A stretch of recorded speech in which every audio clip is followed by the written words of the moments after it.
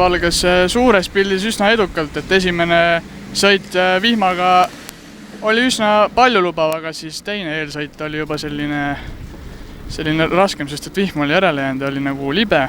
Samas nagu vihma ei sadanud, aga oli libe ja siis ei osandki nagu öelda, kuidas see pidamine on ja siis nagu kaotasin üsna palju aega, aga siis jällegi kolmas eelsõit oli selline tugev, mis siis andis mulle omakorda veel A-finaalis koha esireas, mis oli ka hea. Et ma isegi ei oodanud seda selles mõttes, et tundus, et see teise eelsõidu punktiseis tundus selline kesine, et see oli nagu hea uudis ja siis finaalis lihtsalt oli hea võimalus minna esimesel ringil kohe jokkerisse, mis siis omakorda strateegiliselt siis andis mulle ka selle võidu lõpuks. Hommikul olid ilmastikulud päris keerulised, et nii eile kui ka täna hommikul ladistas korralikult vihma ja et see tegi sõitmise päris keeruliseks, et esimeses eelsõidus sain pihta mingile teravale servale, mis lõhkus mu välja ja ka lõpnes siis refi purunemisega.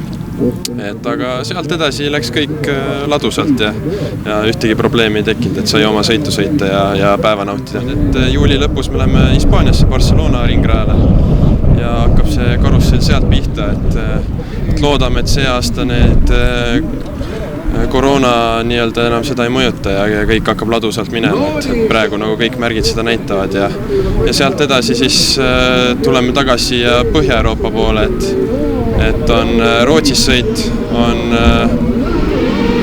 ka Prantsusmaal sõit, on Belgias sõit ja on Portugalis veel sõit, et siis ja lõpeb siis ta kuskil oktoobri lõpu poole, et niimoodi ta välja hakkab nägema.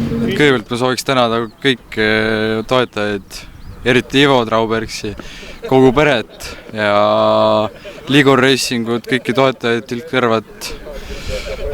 Neid on palju tänusõnasid, et mul siiani jalad värisevad praegu sõitust, et emotsioon on laes ja ma olen väga rahul päevaga.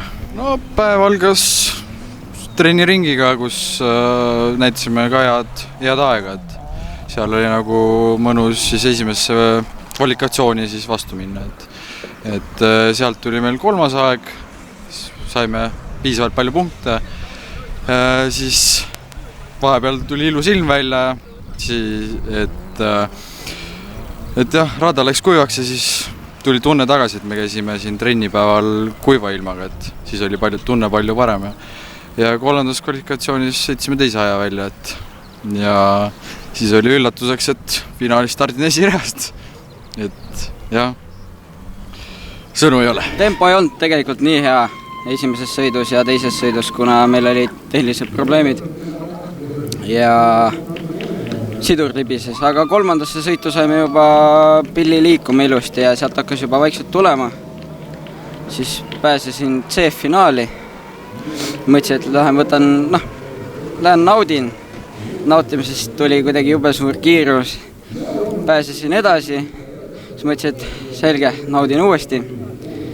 Jällegi tuli väga hea kiirus ja siis lõpuks olin viimasel kohalt tulin esimeseks ja siis suures finaalis tulin viimasel kohalt suurte meeste neljandaks ja enda klassi esimeseks.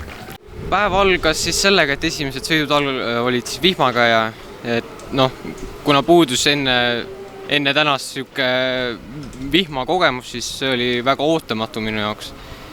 Ja muidugi ma õppisin ka esimese kahe eelsõiduga natuke autot tundma, sest me oleme natuke muutnud seda. Oleme lisanud stabika ja oleme jõudu juurde lisanud mootorile muidugi. Ja kolmandas eelfinaalis ma ütleksin, et siis oli juba rohkem nagu lõbusõit kui midagi muud, et auto oli selge ja kõik töötas nii nagu pidi. Ja finaalis oli mootor töötas väga hästi, polnud ühtegi probleemi, rada oli natukene konarliga, pole hullu. Ja enesetunne oli pärast seda muidugi vapustav. Päev algas kergete viperustega ja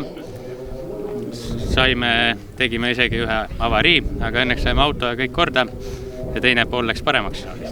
Hommikul oli märg ja libe ja see olud muutusid päris palju, kui keeruline oli nagu nii-öelda ümber häälestada.